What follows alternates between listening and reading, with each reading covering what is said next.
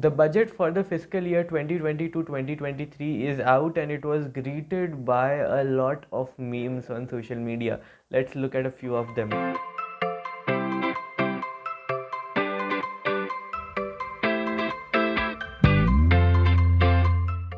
Lol, funny memes, but we need to ask why the middle class is so upset with the budget. Why? What did the middle class want that the budget did not give them? What got cheaper, what got expensive, and what is the big crypto announcement that has happened in this budget? Let's analyze and understand the budget of financial year 2022-2023.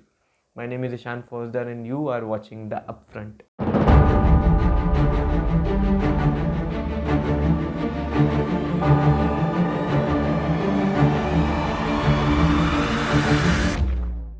Starting with the health sector, the expenditure, the estimated expenditure of the health sector has been increased from 84,000 crore rupees to 85,000 crore rupees, which is a considerable amount of increase. But the experts are still skeptical if this amount will suffice the damage which was done by the COVID-19 pandemic and for the preparation of further pandemics which may happen in the future. There was a greater expectation which has not been fulfilled. Now, under the health sector, certain schemes have been introduced by the government. Two schemes are the two new schemes have been announced. The first one is the Ayushman Bharat Digital Mission Program, and the second one is the National Tele Mental Health Program. Under the Ayushman Bharat Digital Health Program, the finance minister said that a kind of digital health space would be rolled out, and there has not been much details given out, but I'm guessing this is a kind of a national digital health system which will be implemented across the country, through which something maybe similar to Practo on a larger scale. The second program, which is the National Telemental Health Program, is a very important and very essential step which has been taken by the government, because the emphasis on mental health has been demanded by medical professionals. Even before the pandemic and after the pandemic, the demand was very high, because the pandemic took a toll, the lockdowns took a toll on the mental health of students and even the elderly. Therefore, a national mental health program was needed, and the government has announced it.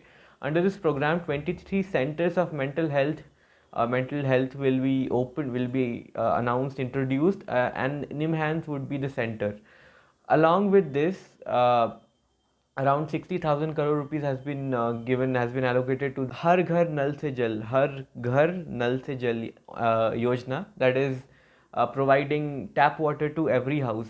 And it has been envisaged that around 3.8 crore households would be getting tap water in the year 2022 through this program. Now let's come to the agriculture sector, which is the very infamous sector and which became very infamous because of the farm bills. When we talk about the agricultural sector, when we look at the budget, we see that the estimated expenditure has been increased from around 14,000 crore to 15,000 crore in the agricultural sector, which is a good thing. The more happy news for the farmer is that the government has announced that it will buy 1,208 lakh metric tons of paddy and wheat from around 163 lakh farmers, and that the MSP amount of this, which turns out to 2.37 lakh crore, this MSP amount would be deposited directly into the bank accounts of the farmers. Along with this, some more announcements were made, some more small schemes were made, such as the implementation of chemical free natural farming, the use of agricultural drones to see the assessment of the farm, the use the procurement. The India is aiming to procure and become Atmanirbhar in terms of oil seeds, which we till now imported. And furthermore, the it has also been envisaged that the syllabi of the agricultural institutes, agricultural universities will be changed so as to incorporate the benefits of natural chemical free farming and some other changes as well. Among other things, Kale Betwa project and other river linking projects have been announced, and an amount of around 44,000 crore rupees has been allocated, and it is being said that these river linking schemes would help in the irrigation, which would provide better irrigation facilities to around 9.8 lakh hectares of farmland. Finally, we come to the education sector, and in the education as well, the expenditure has gone up from 93,000 crore to around 1 lakh crore rupees, which is again a good thing. The government has come up with a very essential policy, I would say, to recover the education that was lost in the 2 years of pandemic lockdown. Now we all understand that in the 2 years of lockdown, a lot of learning did not happen. Online classes did not help, and even when there was a long time where online classes does not exist. So the government is coming out with a TV program, with a educational TV program, one class one TV channel program of PME Vidya. PME, the government is calling it PME Vidya, and it is being said that this program would provide education to children at the lost education, the education which has been lost in the 2 years. And this will be this channel would be expanded from 12 to 200 TV channels, which is a very good step, I would say, which is being taken by the government. There are also announcements of implementation of many, say, around 750 labs of different kinds for vocational education. And very surprisingly, the government has come up with a plan to open a national electronic university, e-university, which would provide degrees to prospective students who want to study online. And this university would the national university would incorporate teachers from central universities, JNU, Jamia, and would provide top class education online. Now we come to the ailment of the middle class. Why is the middle class so upset? The middle class is upset because there has been no change in the income tax slabs. Now there were expectations that in lieu of the devastating condition of the middle class, the overall devastating condition of Indian economy, the government will relax the income tax slabs and give some sort of relief to the middle class, some sort of exemption under 81, 80C, 81D, some sort of the government will come up with some sort of relaxation policies. But the government has made no change in the income tax slabs at all. The income tax slabs and the entire policy around income tax is what it was, and therefore the middle class is very devastated, very disappointed, because this relief was specially important in lieu of the destruction which the second wave caused.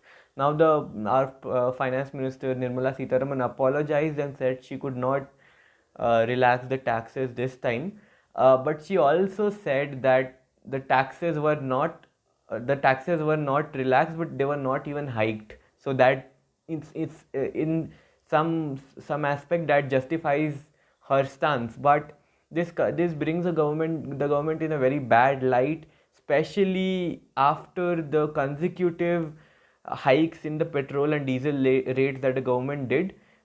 6 or 7 consecutive hikes were made in the diesel and petrol rates, and they went out of the roof. Now this was justifiable during the first wave of COVID-19, when the economy was going down, when the supply chains were cut off. But after the second wave, even after the second wave, the government hiked it, and that had no justification. That, in addition to the no relaxation policy of the government, has really devastated the middle class, and hence the memes. On the top of that, the import duties have been increased, which would make the common electronics such as headphones, earphones very expensive, which is again something of a staple for the middle class, and hence the anger.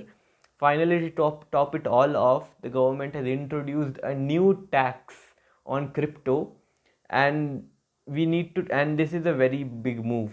Now, so this is the biggest move of the And it is being said, it has been highlighted as the biggest move of the budget 2020 to 2023, that the government has introduced a 30% flat tax on crypto assets.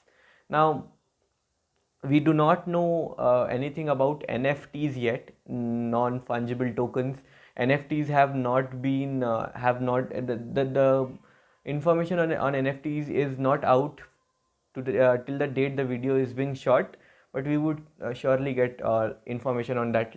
In addition to this, the government has also surprisingly announced that it would come up with its own digital currency, own digital rupee, which is yet to be named, which will be controlled by the blockchain.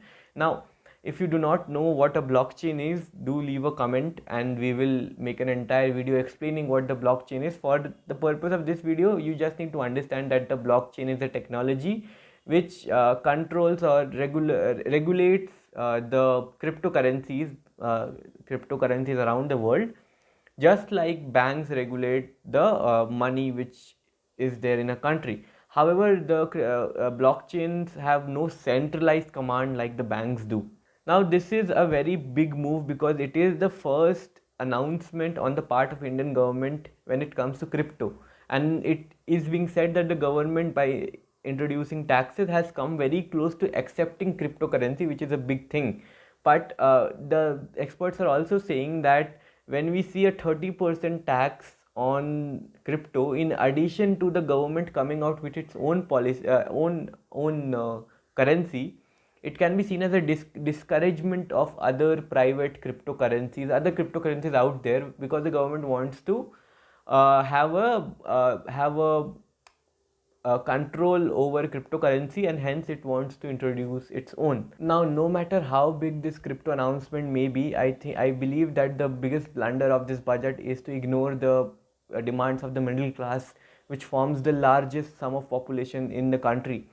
The middle class has gone through a lot in the pandemic. I do not mean to say that they have gone through the most, because we cannot even fathom the miseries of the lower class, but uh, the middle class is the largest population in the country, and they had some demands. And if I don't I fail to I fail to understand that if the government does not heed the demands of the middle class, whose demands will it heed?